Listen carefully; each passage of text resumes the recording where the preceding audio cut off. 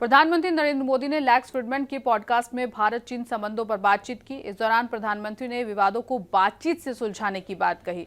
उन्होंने ऐतिहासिक और सांस्कृतिक संबंधों पर जोर देते हुए कहा कि दोनों देशों को आपसी समझ और सहयोग बढ़ाने की जरूरत है। प्रधानमंत्री नरेंद्र मोदी ने लेक्स फ्रीडमैन के साथ एक पॉडकास्ट में भारत चीन संबंधों के साथ भारत पाकिस्तान मुद्दे, रूस यूक्रेन युद्ध में भारत की भूमिका और गोधरा कांड पर भी चर्चा की।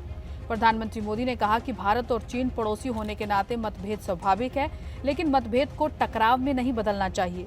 उन्होंने भारत की शांति की भूमिका पर जोर दिया। प्रधानमंत्री मोदी ने 3 घंटे लंबे पॉडकास्ट में कई इंपॉर्टेंट मुद्दों पर अपनी राय रखी। उन्होंने भारत और चीन के संबंधों को वैश्विक स्थिरता और समृद्धि के लिए जरूरी बताया। पड़ोसी देशों के बीच मतभेदों को परिवार के सदस्यों के बीच मतभेदों की तरह स्वाभाविक बताया। पीएम मोदी ने पिछले साल अक्टूबर में चीनी राष्ट्रपति शी जिनपिंग के साथ अपनी बैठक का जिक्र करते हुए कहा कि हालांकि राष्ट्रपति शी के साथ हाल ही में हुई बैठक के बाद हमने सीमा पर सामान्य स्थिति की वापसी देखी है। हम अब 2020 से पहले की स्थितियों को बहाल करने के लिए काम कर रहे हैं।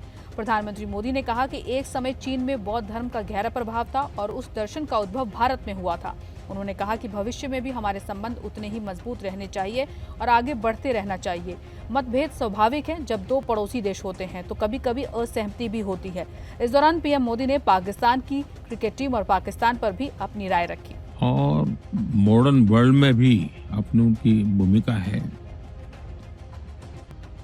आप अगर पुराने रिकॉर्ड देखेंगे, सदियों तक चीन और भारत एक दूसरे से सीखते रहे हैं और दोनों मिलकर के दुनिया की भलाई के लिए कोई न कोई कंट्रीब्यूट करते रहे। ग्लोबल पुराने जो रिकॉर्ड्स है कहते हैं कि दुनिया का जो जीडीपी का था उसका 50% से ज्यादा अकेले भारत और चीन का हुआ करता था। इतना बड़ा कंट्रीब्यूशन भारत का रहा।